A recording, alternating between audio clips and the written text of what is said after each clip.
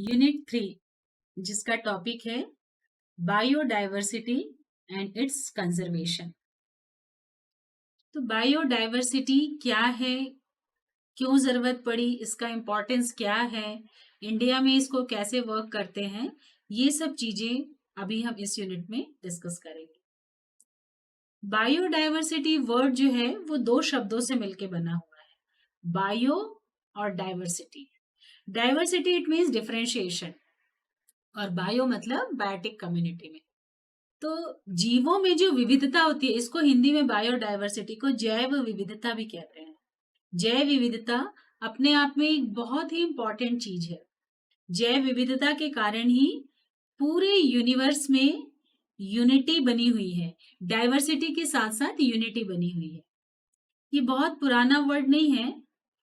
Year 1980 में Thomas लॉवजॉय ने biodiversity word introduce किया और बायोडाइवर्सिटी में जितने भी टाइप के प्लांट हैं, एनिमल हैं, फंगस है।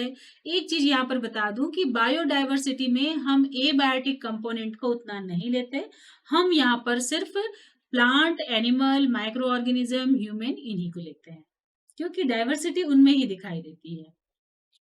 तो biodiversity is all the different kinds of life you will find in any area. किसी एक पर्टिकुलर एरिया में जो विभिन्नता दिखाई देती है, जो स्पेशलिटी दिखाई देती है, उसको ही बायोडाइवर्सिटी कहते हैं। इसमें एनिमल्स की बहुत सारी वैरायटी आ जाती है, प्लांट्स के बहुत सारे प्रकार आ जाएंगे, बहुत सारे फंगस की वैरायटी आ जाएगी, या जितने भी माइक्रो ऑर्गेनिज्म है, बैक्टीरिया, फंगस, वायरस, जितने भी हैं सब कुछ इसमें आ जाएंगे और ये सब आपस में मिलके काम करते हैं।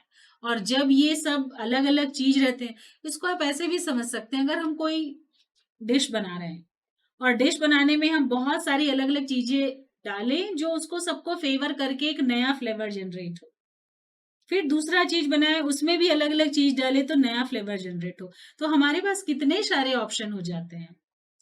बिल्कुल उसी तरह से यहाँ पर जैसे जैसे अलग अलग जगह है, वहां पर उनके हैबिटेट के अनुसार से बहुत सारे एनिमल्स, प्लांट्स और इन सब की वैरायटी जनरेट हो जाती है।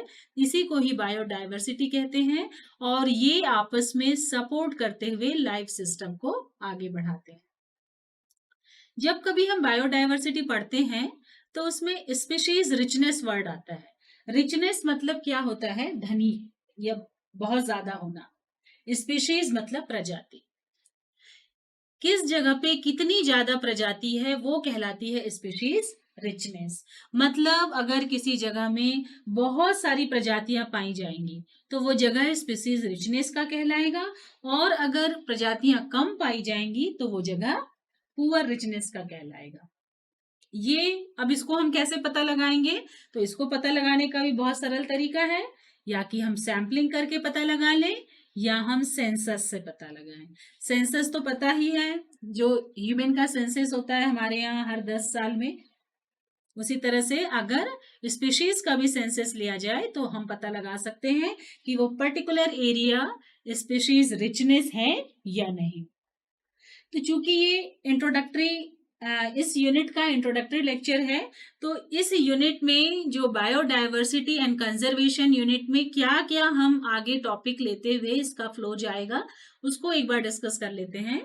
तो हमको अभी इस यूनिट में बायोजियोग्राफिकल क्लासिफिकेशन ऑफ इंडिया देखना है।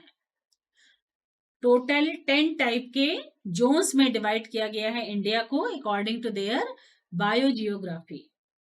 जो समान बायोजियोग्राफी रखते हैं उसको एक समान रखे हैं, इस तरह से टोटल 10 ग्रुप्स बनाए हुए हैं, वो पूरा डिस्कस करना है। वैल्यू ऑफ बायोडाइवर्सिटी डिस्कस करेंगे कि बायोडाइवर्सिटी है तो उसका क्या वैल्यू है, क्या हमको उसके फायदे हो रहे हैं। तो ऐसे तो बहुत सारे फायदे हैं, लेकिन हम अपने सिलेबस में सिर्फ 5 फायदों को डिस्कस करेंगे।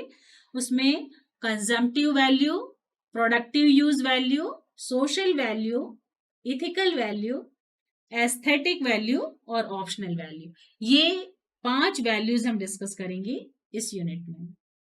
इसके अलावा बायोडायवर्सिटी जो अलग-अलग लेवल पे है उसको भी हम करेंगे। लोकल नीड्स के अनुसार से बायोडायवर्सिटी, नेशनल नीड्स के अनुसार से बायोडायवर्सिटी और ग्लोबल लेवल पर बायोडायवर्सिटी, ये भी डिस्कस करेंगे। और इंडिया जो है वो मेगा डायवर्सिटी नेशन है। यहाँ इतनी ज़्यादा, देखिए यहाँ 3 ऋतुएँ होती हैं, गर्मी, बारिश और सर्दी। अब ये 3 तो ऋतुएँ ही हो गई, तो उनमें बायोडायवर्सिटी भी हो गई, होती ही है। हमको मालूम है कि आम के फल गर्मी में आते हैं, बारिश के समय अमरूद आता है, या बारिश के समय दूसरा फ्लावर आता है, गर्मी में दूसरा फ्लावर आता है, तो ये भी तो डायवर्सिटी ही है, बायोटिक डायवर्सिटी। और इंडिया जो है वो तो मेगा बायोडायवर्सिक रीजन है, तो इसके बारे में भी डिस्कस करेंगे। Hot spots of biodiversity discuss करेंगे। साथ ही कंजर्वेशन के पार्ट में अगर देखें, ये तो हमने बायोडायवर्सिटी का पोर्शन है, और कंजर्वेशन के पार्ट में हमको डिस्कस करना है threats to biodiversity, habitat loss, poaching of wildlife animal, ये बहुत बड़ा प्रॉब्लम है, मैन वाइल्ड लाइफ कॉन्फ्लिक्ट्स, साथ में ऐसे स्पीसीज जो विलुप्त हो रहे हैं या विलुप्ति की कगार पे हैं, endangered and endemic species of India, conservation of biodiversity, कैसे हम उसको कंजर्व कर सकते हैं, इन सिटू कंजर्वेशन बायोडायवर्सिटी और एक्स सिटू कंजर्वेशन बायोडायवर्सिटी से। तो इस तरह से यूनिट का पूरा प्लानिंग है। तो आगे आइए सब एक एक करके डिस्कस करते हैं।